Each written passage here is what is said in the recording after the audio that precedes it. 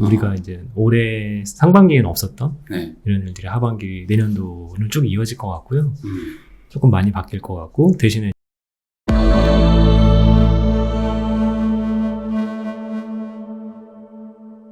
안녕하세요. 부동산 읽어주는 남자입니다.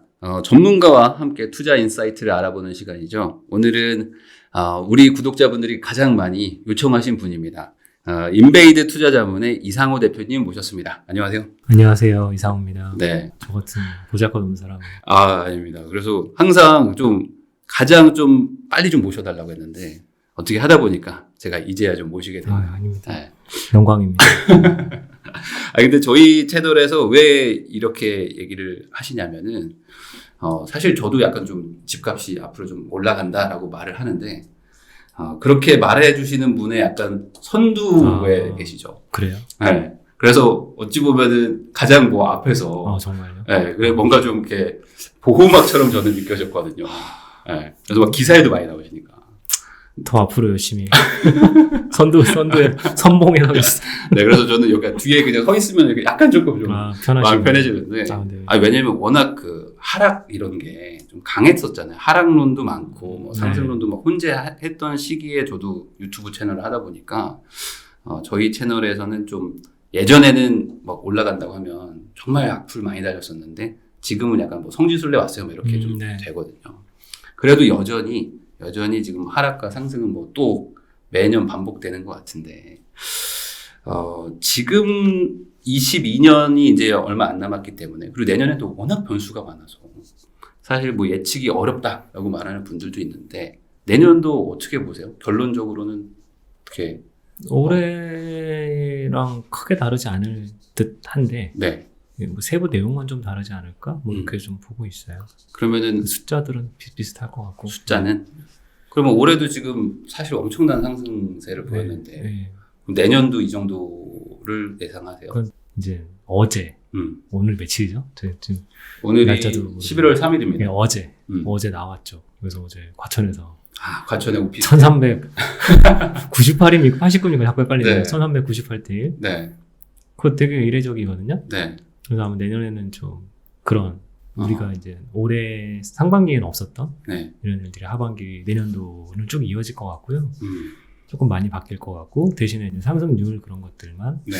조금 올해보다 더 오를지 안 오를지는 아직 잘 생각을 안 해봤는데 분위기 자체는 비슷할 것 같아요. 숫자들 흘러가는 구조들은 근데 안에 내용물만 좀 바뀔 것 같다 생각이 됩니다. 아까 말씀하셨던 어제죠? 어제 과천에서 청약 결과가 나왔는데 그게 이례적이라고 지금 얘기를 하신 거잖아요. 예, 이제까지 사실 4자릿대 경쟁률이라는 건 네. 그렇게 자주 볼 수 있었던 게 아닙니다. 네. 지방에서 만약에 생활형 숙박시설 같은 걸 한다.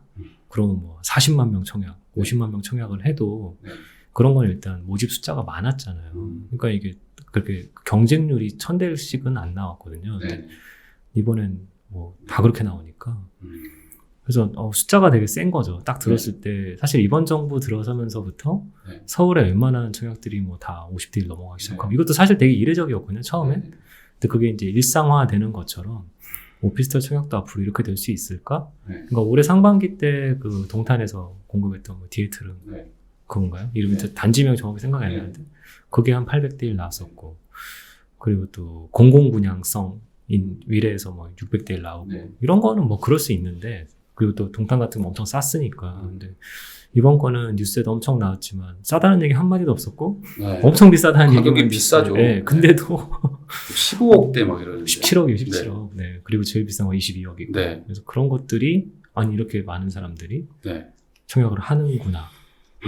거기는 대출도 다 빡빡 네. 할 수 있잖아요. 그렇죠. 지금 대출 규제도 얘기 나오는데. 네, 그런 거에서 이렇게 뭔가 좀 사람들 생각이 많아진 것 같아서 네. 상당히 어제 좀 특이하게 봤습니다. 네. 그러면 그래서 그런 것들이 내년에 좀 분위기가 이어지지 않을까라고 생각하고 있습니다. 그러면 지금 얘기는 결국에 어떤 그런 경쟁률이라는 것 자체가 어찌 보면 수요에 대한 의미일 거고 그리고 그만큼 공급이 부족하다라는 거에 의미일 수도 있는데 이게 당장 내년에도 변화는 없을 것이다라고 보신다는 거죠? 내년은 올해랑 다를 게 있다면 네. 공급이 더 줄어드는 거. 그래서 저는 사실 올해 되게 놀랬는데 네. 2021년도 상승률 전망을 원래 이렇게 작년 네. 연말에 하면 한 85%는 하락한다고 그러시고, 네. 저 같은 사람은 네. 이렇게 하고, 뭐 네. 한두 명 정도 이렇게. 네. 근데 올해는 다 오른다고 그러셨잖아요. 네. 되게 놀랬거든요. 그래서 그게 오히려 사람들은 거꾸로 생각을 하시더라고요. 음. 사람들이 다 이렇게 말하면 네. 이렇게 될 수 있다. 아, 다 올라간다고 하니까 오히려 떨어질 수 있다. 네, 그거를 올해 엄청 걱정들 많이 하셨었던 것 같아요. 네. 3, 4월 달만 해도 네. 올해 장 이상하다. 전문가라고 말하는 사람들이 어떻게 다 같이 한 목소리로 오를 수 있느냐. 네. 근데 저는 그게 올해 그 전문가들이라고 하는 분들, 그분들이 저 무슨 지표를 보는지 정확히 모르겠어요. 근데 네. 그분들이 제일 중요하게 생각하는 게 뭘까라고 생각을 해보면 작년보다 올해가 줄었고 이제 올해보다 내년이 공급이 주는 그런 이슈를 첫 번째로 보지 않으셨을까. 그러면 아까 말씀하셨던 네. 수요 공급 이슈에서 내년은 공급이 더 줄죠. 네. 그게 명확하기 때문에 내년도도 그 점에 대해서는 네. 저희가 굳이 염려를 할 필요는 없겠다. 음. 그래서인지 뭐 지금 정부에서도 뭐 항상 사전청약이고 뭐고 얘기할 때 네. 2, 3년 뒤에는 빠질 수 있다라고 얘기하지 당장 내년에 빠진다고 얘기하는 사람이 아무도 없거든요. 맞아요. 참 신기해요. 저는 볼 때마다. 그리고 네. 얼마 전에 또 굉장히 훌륭한 지표가 나왔잖아요. 어떤? 내년도 세수 계산하면서 뭐 그거 네, 5% 인상한다고 네, 생각하고 상승. 네. 네. 아, 상승한다고 네. 생각하고 또 예산 짠 거. 그럼 매년 짰을 거잖아요, 사실. 네. 그럼 사실 매년 정부에서 누군가가 외주 받았겠죠? 네. 정부도 그걸 다 저희 기획예산처에서 다 하는 게 아니니까. 네. 뭐 그 자료에는 국토연구원에서 했다고 나와 있는데. 그럼 매년 했을 거잖아요. 네. 그거 좀 한번 공개했으면 좋겠어요. 음. 적어도 이번 정부라면 네. 초반에 안 오른다고 장관님도 막 팔라고 그렇죠. 난리를 쳤었기 때문에 저 그거 지금 좀 다 공개했으면 좋겠어요. 2017년부터 2019년도까지 몇 프로 오른다고 그거 세수 예산에서 써놨는 것만 그냥 보여줬으면 좋겠어요. 그걸 보여줄 리는 없을 것 같아요. 근데 저는 그거 네. 뭐 국정감사를 하든 네. 뭘 하든 특검을 하든 보여줬으면 좋겠어요. 부동산 때문에 특검. 왜냐하면 아. 이거는 되게 중요한 이슈거든요. 네. 앞에서 하는 말과 뒤에서 하는 게 다르다는 건 하긴 그럴 수 있죠. 신뢰도를 떠나서 이거는 그런 자리에 있는 사람들이 그렇게 했다는 거는 이건 좀 문제가 있거든요. 근데 사실 좀 이상한 지금 게 뭐냐면 정부에서 특히 이제 고위직인 분들이 집값이 떨어질 수 있다. 뭐 위기가 올 수 있다. 이런 얘기들을 한다는 것 자체가 저는 좀 이상하다고 생각하거든요. 그런 걸 안 오게 잘 막아야 되는 분들이잖아요. 네. 근데 오히려 막 그렇게 내려간다. 뭐 오히려 좀 약간 공포심을 조장하는 거라고 저는 생각하는데. 한 3년 그러셨고 네. 한 2년은 뭐 열심히 하시겠다고 하셨죠. 네. 그러니까. 그래서 근데 그 와중에 저는 지켜볼 게 네. 뭐 저는 사람 볼 때 딱 언행일치하는지 그거 하나만 보는데 뭐 좀 파시라 이러시면서 자기 집 파는 사람 진짜 얼마나 되는가를 좀 유심히 봐요. 네. 근데 뭐 많이들 안 파시더라고요. 네, 네, 뭐 그냥 맞죠. 그만두시는 분도 보고 막 오히려 그랬잖아요. 그만두셨죠.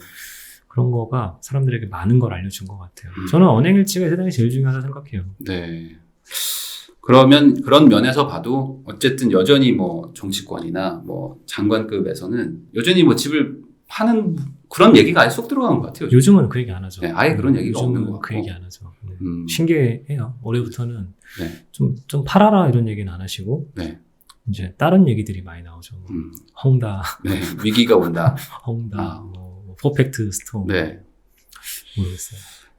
네. 그러면은 이렇게 된 게 결국에는 뭐 두 가지로 많이들 얘기하시는데 뭐 전 세계적으로 어쨌든 양적 완화나 이런 것들 때문에 돈 늘어났다는 것도 있고 그리고 정책에 대한 영향도 분명히 있다라고 하는 분들이 있는데 뭐 둘 다 영향을 받았겠지만 뭐 정책에서도 분명히 영향을 있었다고 좀 보시죠? 말을 네. 아끼겠습니다. 아, 이쪽은요? 네, 알겠습니다. 훌륭한 분들이 하신 건데 뭐 제가 뭘 토를 알겠습니다. 근데 아까 그 앞에 말을 만약에 네. 올해부터 사용했다고 한다면 네. 그건 아까 앞에 말씀드린 거 똑같아요. 음. 2017년부터 19년도까지 팔라고 그렇게 네. 강하게 네. 주장했던 거에 책임을 져야 돼요. 그럼 왜 팔라고 그래요? 그때도 유동성은 넘쳐났었는데 전 세계가 다. 네. 그거는 책임 이 소재가 분명히 있어야 된다고 생각해요. 그 말을 꺼낼 거면 네. 상승의 이유가 글로벌 유동성이었다고 한다면 글로벌 유동성이 도대체 언제부터예요? 양적 완화가 도대체 몇 년도부터예요? 네. 그럼 그게 한 거의 10년 전 얘기인데 네. 17, 18, 19년에는 없었고 2020년부터 무슨 글로벌 유동성에 한국에 영향을 미친다는 게 설명이 안 되잖아요. 네. 저는 그러면서 아까 앞에 말했던 좀 팔아라 이런 말들은 진짜 굉장히 많은 사람한테 피해를 줬다 생각해요. 그러면 지금 현재는 지금 상승을 지금 뭐 야, 여기서 더 올라갈까 하면서도 계속 올라가고 있는 상황이고, 그리고 내년도에도 올해와 딱히 뭐 다른 게 없다라고 본다면은 지금이라도 살 수밖에 없는 거잖아요. 아주 단순히 얘기하면. 근데 사질 못하게 해놓으셨으니까. 네. 그게 좀 힘들죠, 지금 많이들. 음, 너무 힘들죠, 제가 봤을 네. 때는. 오히려 시장 진입을 막아버리는 이런 네. 일이 벌어지니까. 네. 이제 앞으로 막 약간 통행권 같은 느낌인데, 이걸 가진 사람은 여기 왔다 갔다 할 수 있고, 네. 이걸 안 가진 사람은 그냥 처음부터 성 밖에서 못 들어오게 하는 이런 일이 올해 굉장히 강하게 벌어졌고, 또 네. 얼마 전에 또 내년부터 DSR 또 규제를 더 세게 하고, 그런 것들이 결국은 왜 입장을 못하게 하냐. 네. 저희 비슷한 나이 아니세요? 입장할 때도 네. 저희 강남역에 뭐 클럽 왜 전화 안 돼요? 거울 한번 보고 와. 이 느낌하고 똑같잖아요. 그래서 그런 게 어디 있어요? 그래서 저는 그게 요즘 그렇죠. 젊은이들이 화가 많이 난 이슈라고 네. 생각해요. 그러니까요. 사실 대출 규제를 할 수는 있거든요. 근데 하더라도 뭐 전체적으로 같이 해야 되는데 먼저 받은 사람들은 통과고 지금 받는 사람들은 뭐 아예 못 들어가는 상황이니까. 저는 근데 사실 그거보다도 네. 상환 능력이라는 게 되게 네. 좀 생각하면 재밌는 것 같아요. 왜 그걸 정부에서 정해줘요? 사실 DSR 뭐 40%. 네, 예를 들면. 네. 그래서 만약에 대출을 누가 많이 필요해서 받았어요. 네. 갑자기 이제 내핍 생활에 들어가요. 밥 두 끼 먹고 네. 라면 박스로 사서 먹고 네. 회사에서 무조건 밥 먹고 집에 오고 네. 그럴 수도 있잖아요. 사람에 따라서. 뭐 그럴 수도 있죠. 이자를 너무 많이 내야 돼서. 네. 근데 그 이자를 낸 이유가 내 집을 사기 위해서 뭐 이런 걸 수도 있잖아요. 근데 그걸 일괄적으로 야 네. 40%만 해. 네. 뭐 만약 30%만 해. 이런 네. 식으로 하면 그럼 소득이 많은 사람만 조금 더 여지가 생기고 소득이 없는 사람만 더 힘들잖아요. 네. 그럼 소득이 없는 사람이 젊은 사람들이잖아요. 네. 그럼 너무 뻔하잖아요. 그렇죠. 왜 젊은 사람만 괴롭혀요?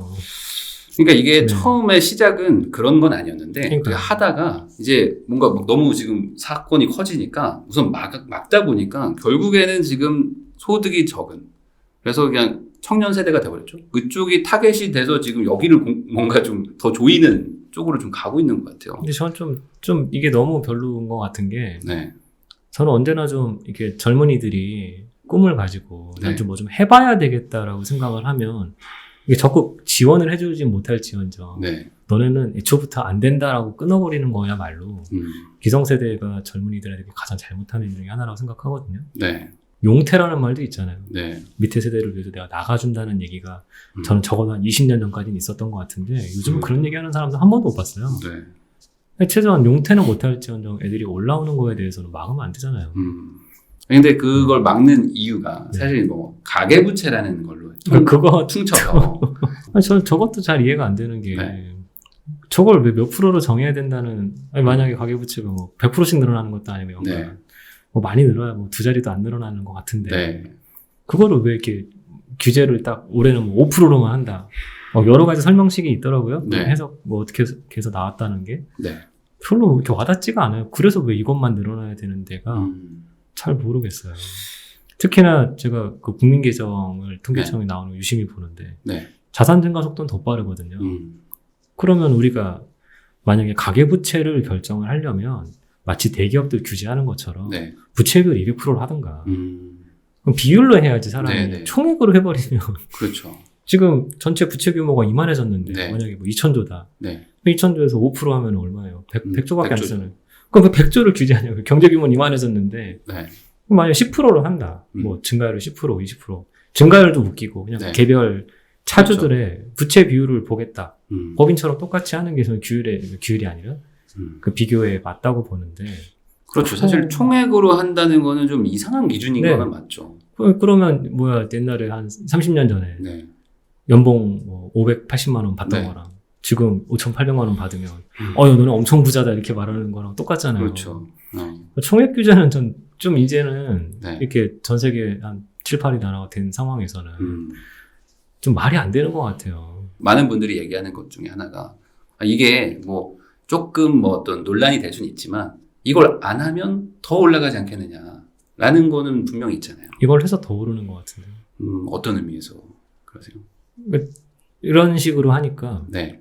사람들이 누가 봐도 좀 분위기가 네. 그냥 대출이 안 나오니까 네. 사지 말아야 되겠다가 아니라 네. 대출을 안 해주는 게 뭔가 수상하다.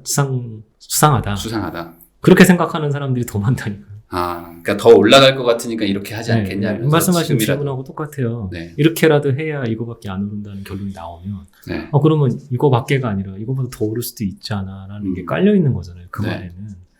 그러면 사람들은 알 거 아니에요. 여력이 되는 사람들은 할 거 아니에요. 대출 안 받아도 그냥 할 거고. 그러면 반대로 지금 이렇게 정부가 이제 돈줄을 죄는 거를 지금도 하고 약간 풀어줬지만 내년에도 또 강력하게 하겠다고 하잖아요. 그래서 사줄 사람이 없을 것이다라고 말하는 거에 대해서는 어떻게 생각하세요? 그건 좀 세상을 좀 너무 무시하는 거예요. 그러니까 남들 돈 없을 거야. 네. 자기 생각만 하는 사람들이 그런 사람 꽤 많잖아요. 네. 내가 연봉이 7천인데 야 1억 받는 사람 많을 것 같아? 이런 말투 네. 엄청 많잖아요. 네. 그러니까 그런 사람들이 생각보다 저는 많이 봐요. 본인은 되게 하이엔드고 네. 남들은 다 로우라고 보는 거예요. 네. 너네 수준에서는 야, 이런 거 이거 어디서 많이 듣던 말투들이죠. 네. 회사 생활하면 기본적으로 어디서 네. 많이 경험해본 얘기들인데 네. 아까 받아줄 사람이 누가 있냐, 사줄 네. 사람이 누가 있느냐.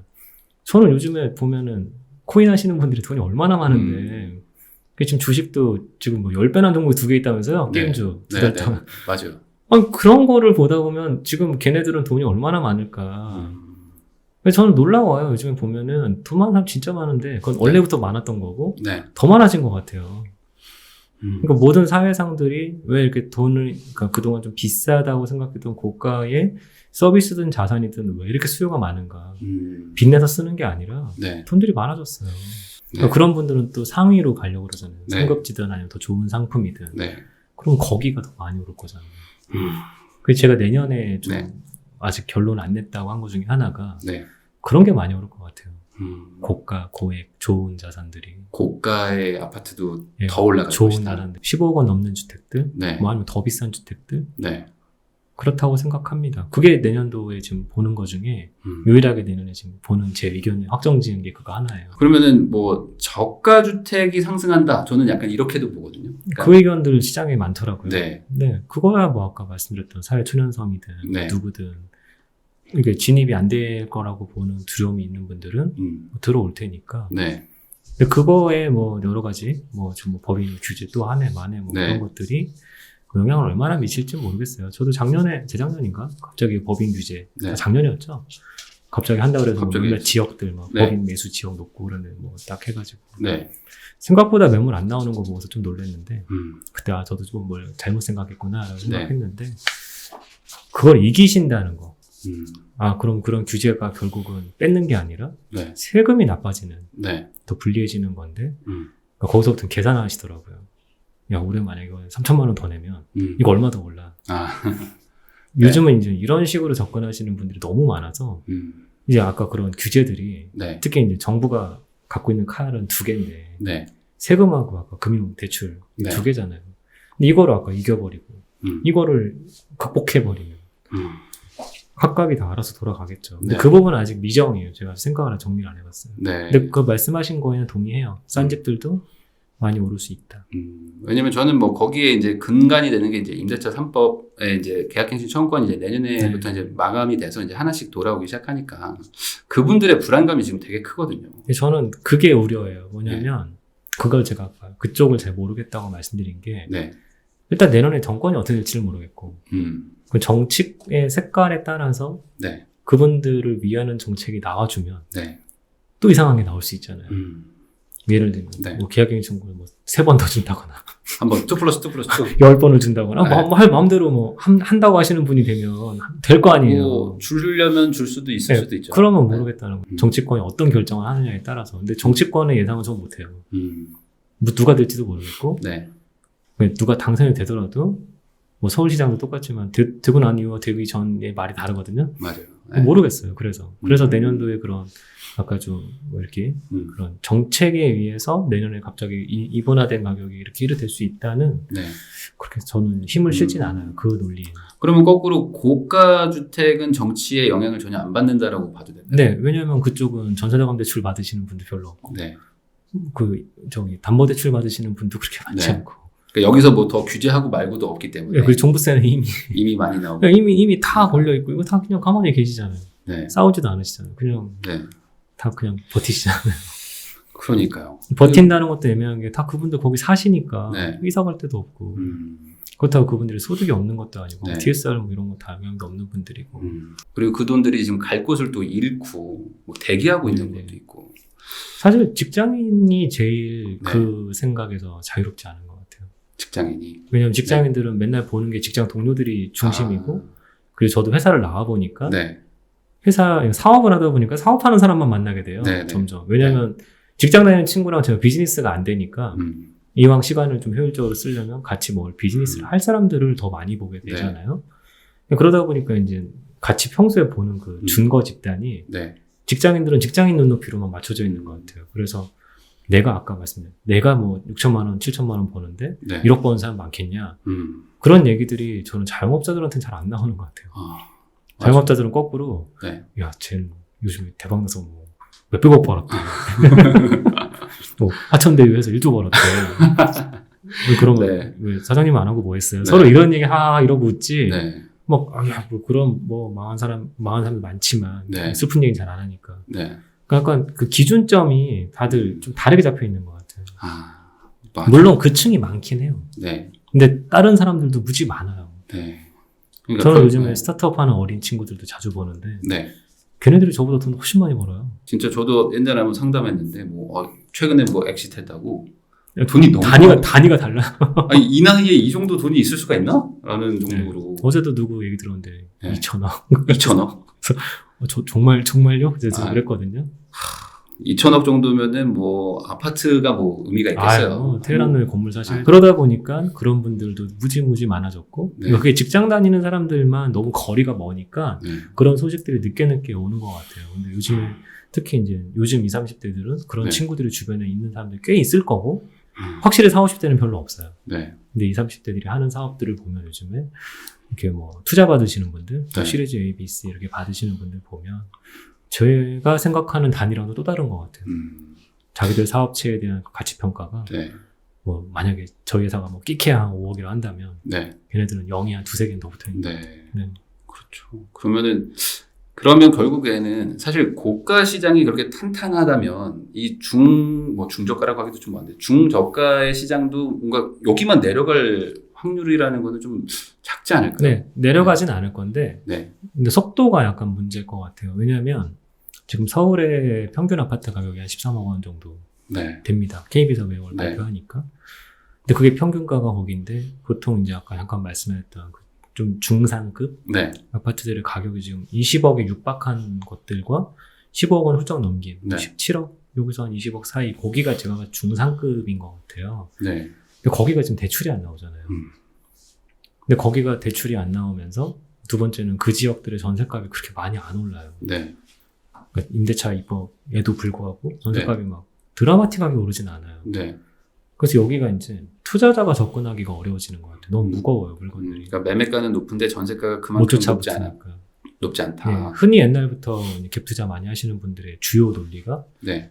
덜 올라도 되는데 음. 전세값은 많이 올라야 된다가 핵심 네, 논리였거든요. 네. 그래야 역전세도 안 맞고 네. 붙으니까 또 달라붙으니까. 근데 이거는 이렇게 되니까 네. 너무 이게 커지는 것 같아요. 그 말에 이어서 가면 지금 전세 대출을 뭐 규제했다가 지금 다시 풀었지만 내년에도 총량 규제에는 포함한다고 했잖아요. 그러면 저는 현실적으로 내년에 4에서 5% 달성하기가 쉽지 않다고 보거든요. 그 안에 맞기가.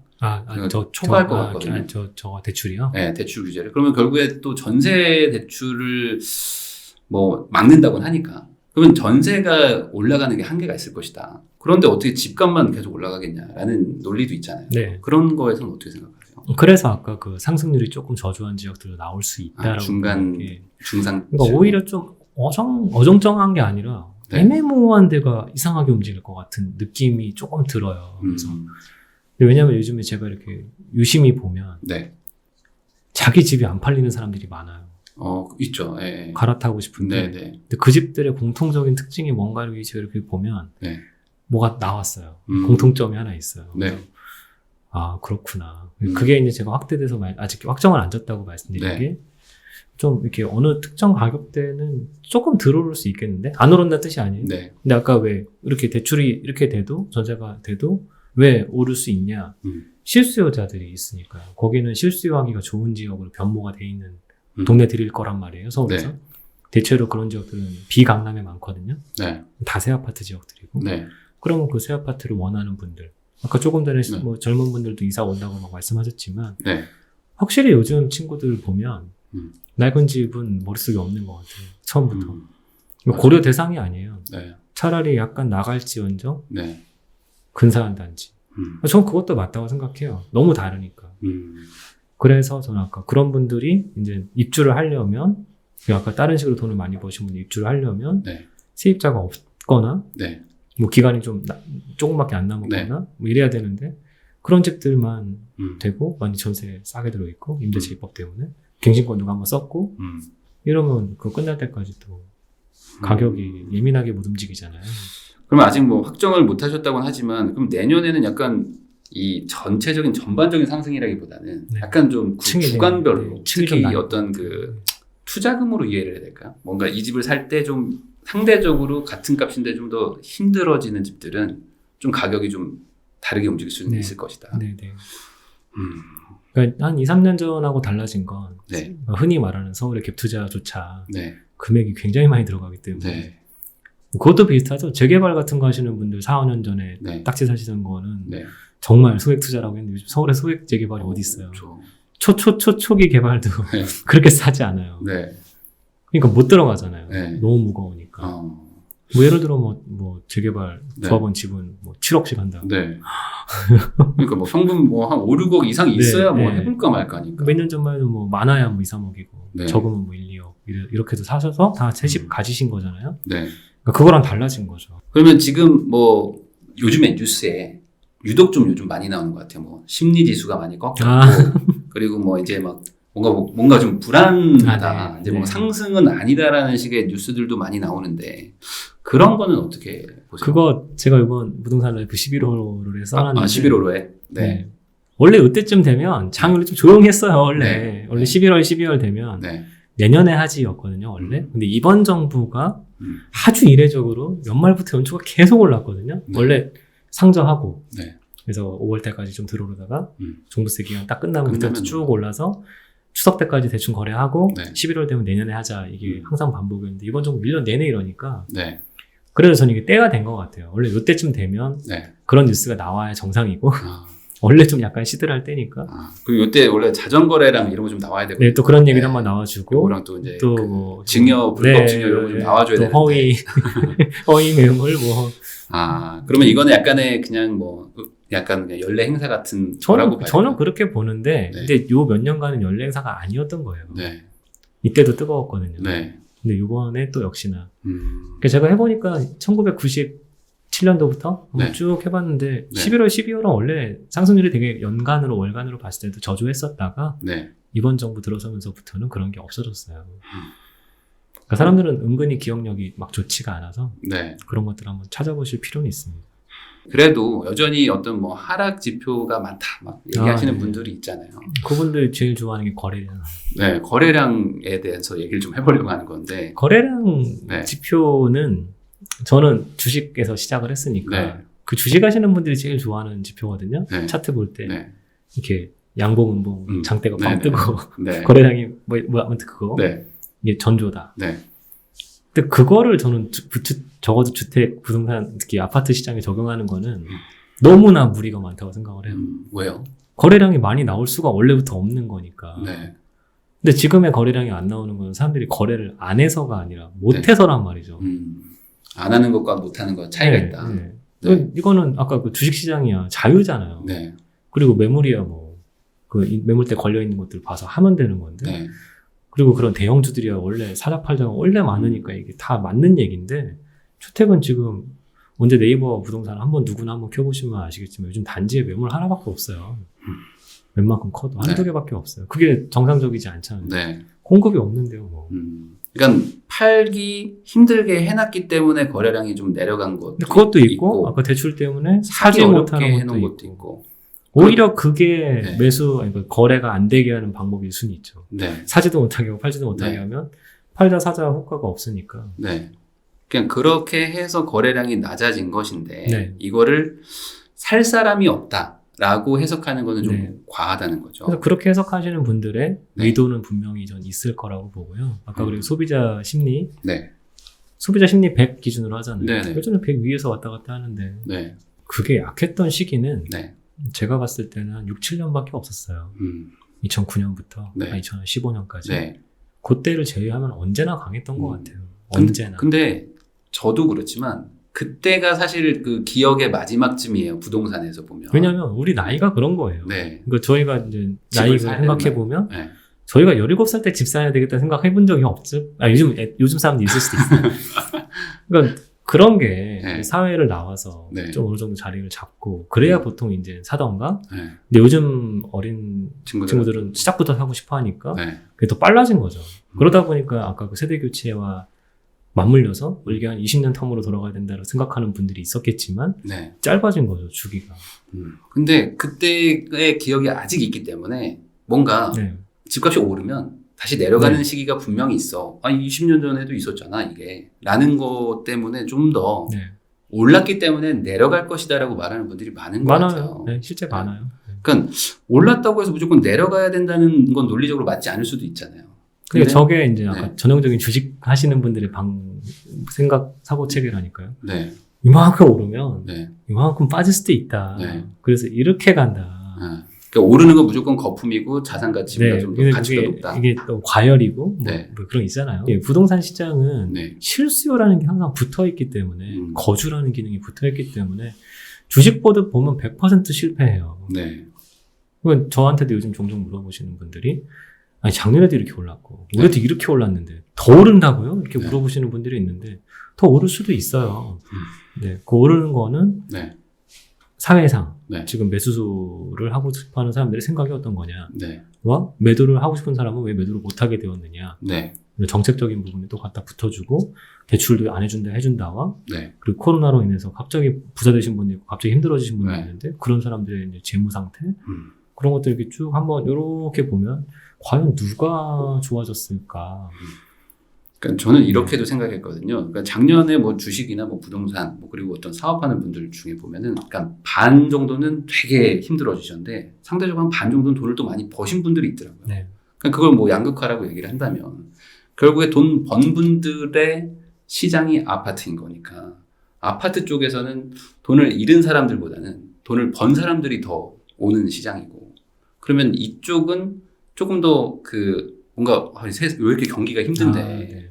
이렇게 경기가 힘든데 이게 아파트가 올라가겠냐라는 거는 조금 안 맞을 수 있다고 저는 생각을 하는데 네. 여전히 그러니까 돈 번 사람들이 많기 때문에 여전히 잃은 사람도 많지만 그럼 이분들이 사러 오면 결국에 올라가는 거잖아요.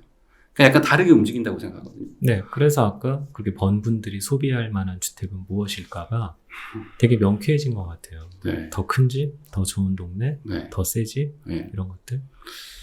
그러면은 지금 회사원인 분들도 보면 뭐 좀 대기업 이런 분들은 또 약간 또 실적이 또 괜찮은 회사들이 좀 있고 그래서 또 연봉이 또 꽤 올라가는 분들도 있거든요. 그럼 그런 분들도 집을 사려고 할 거기 때문에 그런 분들이 갈 수 있는 현실적인 금액대 뭐 그게 아까 거기에요. 그 정도들은 15억 원. 또 여전히 수요는 또 있다고 보시는 거죠. 네, 근데 거기에 네. 대출이 걸려 있는 그 가격대가 딱 정해져 있더라. 네. 그러니까 15억 원이잖아요. 그게 되게 크리티컬한데 네. 15억 원 규제가 나온 지도 벌써 한참 됐고 네. 이제 15억 원이라는 금액을 육박하는 집들도 너무 많아졌고 네. 그리고 최소한 그런 건 좀 바뀌어야 되지 않을까 싶은데 뭐 우리나라 뭐 제도들이 뭐 80년대 해놓은 것도 많고 90년대 네. 해놓은 것도 많아서 큰 기대는 하지 않고 있습니다.